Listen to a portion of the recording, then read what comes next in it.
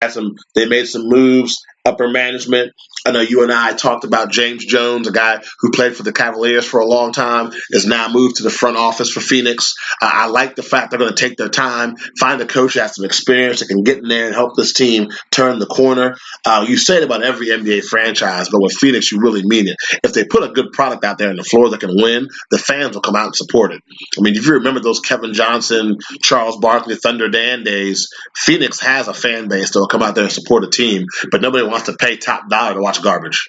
Well, you go back. I mean, go back to what was it, the 2013-2014 series. I believe they're one game away from making the playoffs. The 2014-15 year, they were 39-43. I think that would have been the other year. Since then, 2015-16 series, 23-59.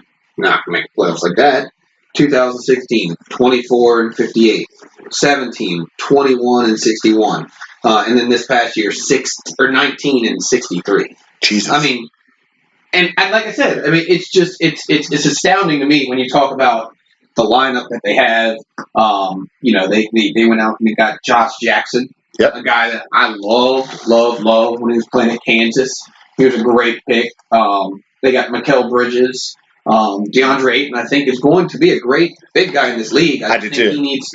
He just needs to mature. He needs to get used to his role. He just needs to figure out some stuff. But I mean, overall, he's got the skill set to do it. And I don't think he's a bust in any way, shape, or form. I just think he needs time. And also, it helps when you're on a winning team. When you're on a team that's struggling, when you're on a team that's losing, it's kind of easy to get lost in that and lose confidence in yourself.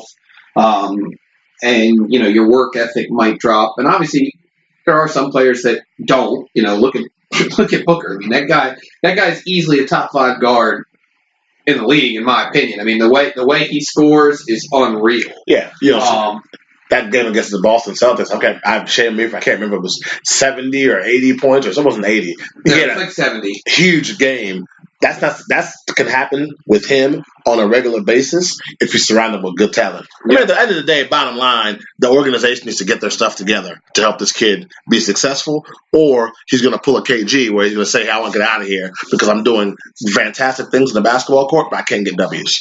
You made a good point earlier, though, and it's a great comparison. Think about Damian Lillard. Think about how his career kind of went and where it's gone. Think about a guy that can score. We know what he can do.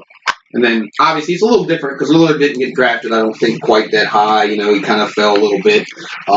Booker, being from Kentucky. Or Kentucky, I'm sorry, I was thinking, but yeah, Kentucky.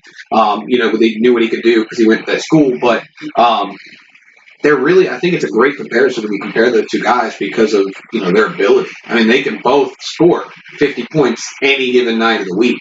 There's obviously superstars. We know that they can do it, but those two guys can really do it any given night. I mean, they can shoot lights out. I mean, we saw what Lillard did in that final game. I mean, he just wasn't missing. I mean, it was insane. I think he started out 9 for 9. Yeah, and then that third quarter was his. Yeah. I mean, it's just crazy. So the NBA is full of talent, but sometimes you got those talent levels under above everybody else, and I put Booker up in there. Yeah. Hopefully they'll get him some help, man. What do you got as far as news and notes go before we get out of here? Nothing. Like you said, with the whole Havlicek thing, definitely prayers go out to the family and that organization. The Celtics, because he was a big part of that. So absolutely. So, but yeah, it's fun, man. The playoffs are cranking. What's the score of the game? 87-81 Golden State right now. We're in the fourth quarter, 9 minutes left. Yeah, so I mean that's pretty much where we're at. I'm ready to watch the rest of that fourth quarter of that game, see what happens. Rooting for the Rockets in that series. But I mean overall, dude, we're coming down crunch time. Conference finals are right around the corner. I can't wait. Absolutely. Always good talking basketball, especially when it's playoff basketball. I want to thank you guys for tuning in and your support. As always, make sure you follow us on social media at Buckets and Dimes. You can also find the show on all podcast platforms. Just search Buckets and Dimes or search Nuts and Bolts Sports and you can find us. I want to thank you guys for rolling with us during the playoffs. As always, I'm Joe Cardoza. He's Patrick Hillwig. Until next week, peace.